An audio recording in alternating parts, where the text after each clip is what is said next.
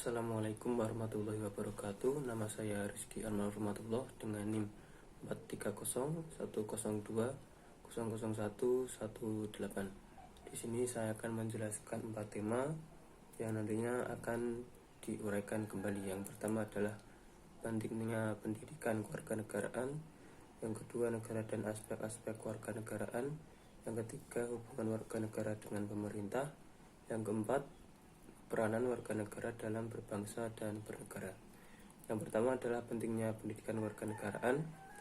Pendidikan kewarganegaraan mengajarkan bagaimana warga negara itu tidak hanya tunduk dan patuh terhadap negara, tapi juga mengajarkan bagaimana sesungguhnya warga negara itu harus toleran dan mandiri.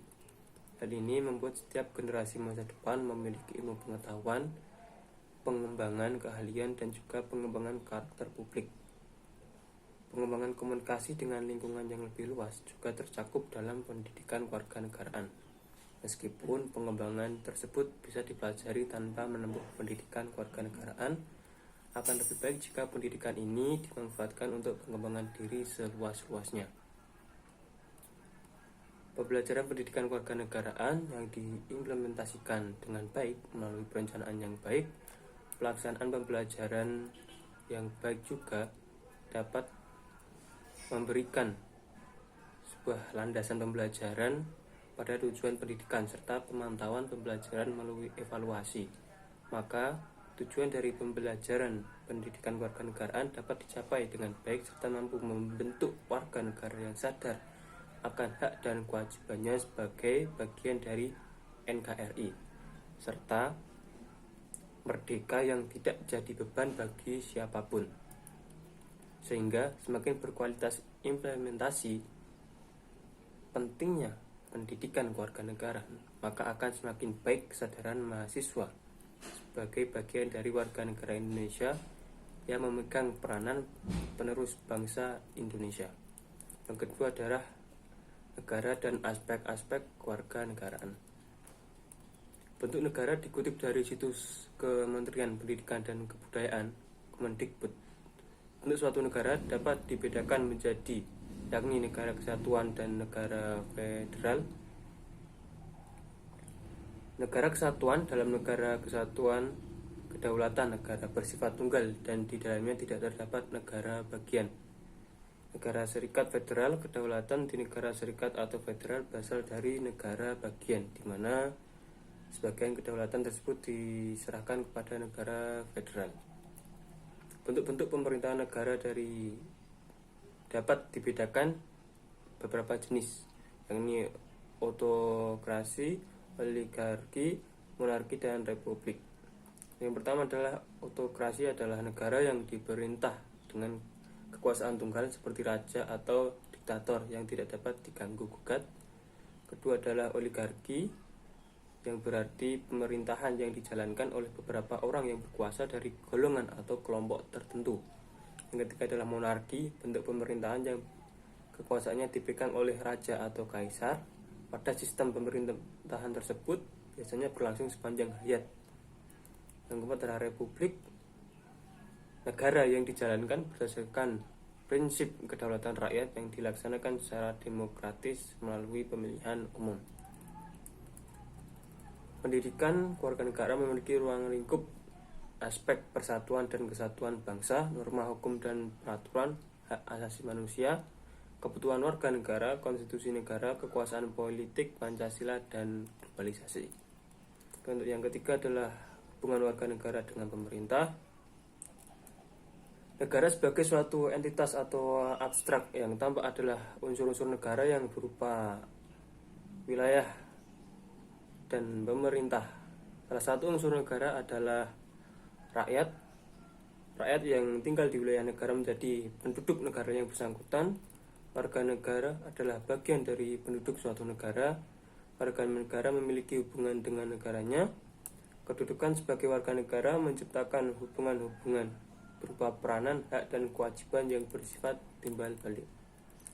Setiap warga negara menginginkan hak terpenuhi, tetapi hal ini pun harus diimbangi dengan kewajiban untuk memenuhi sebagai warga negara, sehingga dalam hal ini terwujud suatu timbal balik antara warga negara dengan pemerintah. yang biasanya mengacu kepada kesejahteraan, keamanan, kebebasan beragama, hukum dan keadilan, pendidikan. Sehingga dari keempat faktor yang saya sebutkan tadi disimpulkan bahwa kerjasama antar warga negara dan pemerintah sangat dibutuhkan untuk mencapai sebuah tujuan Undang-Undang 1945 alinea keempat. Untuk yang keempat adalah peranan warga negara dalam berbangsa dan bernegara. Pengertian warga negara, penduduk dan warga negara asing. Warga negara ialah orang-orang bangsa Indonesia asli dan orang-orang lain yang disahkan dengan undang-undang sebagai warga negara. Sedangkan yang dimaksud penduduk ialah warga negara Indonesia atau orang asing yang bertempat tinggal di Indonesia. Pasal 26 ayat 2 Undang-Undang 1945. Dengan demikian warga negara asing dapat dinyatakan sebagai penduduk ketika bersangkutan telah bertempat tinggal selama 1 tahun berturut-turut. Macam-macam peran warga negara. Peran pasif adalah kepatuhan warga negara terhadap peraturan perundang-undangan yang berlaku. Peran aktif, aktivitas warga negara untuk terlibat, berpartisipasi serta ambil bagian dari kehidupan bernegara, terutama pengambilan keputusan publik. Peran positif, aktivitas warga negara untuk meminta pelayanan dari negara untuk memenuhi kebutuhan hidup. Peran negatif merupakan aktivitas warga negara untuk menolak campur tangan negara dalam persoalan pribadi. Peran-peran warga negara ada beberapa di sini. Yang pertama adalah kehidupan politik. Peran warga negara di bidang politik dijamin pada pasal 28 Undang-Undang 1945. Peran warga negara dalam kehidupan berpolitik pada dasarnya dapat dinyatakan berupa hak warga negara untuk berpartisipasi dan mempengaruhi setiap proses pembuatan dan pelaksanaan kebijakan publik oleh pejabat atau lembaga-lembaga negara pemerintah, seperti ikut memilih pemilu, tidak melanggar dalam aturan hukum, menjadi anggota aktif dalam partai politik, berkampanye, dan menghadiri kelompok diskusi lain-lain. Selanjutnya, peran warga negara dalam kehidupan hukum. Peran ini ditinjau dari segi hukum merupakan bagian dari partisipasi masyarakat. Bentuk-bentuk peran sertanya antara lain pengajuan keberatan terhadap rancangan keputusan atau rancangan rencana. Bentuk-bentuk lainnya seperti dengan pendapat, angket lisan maupun tertulis, pertimbangan melalui lembaga masyarakat.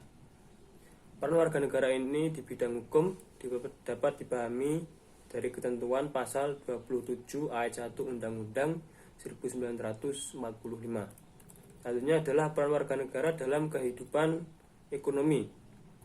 Dimensi peran warga negara dalam kehidupan ekonomi secara garis besar akan mencakup segi perencanaan dan pelaksanaan, terutama akan berkaitan dengan pembuatan keputusan atau kebijakan pembangunan ekonomi yang merupakan politik ekonomi.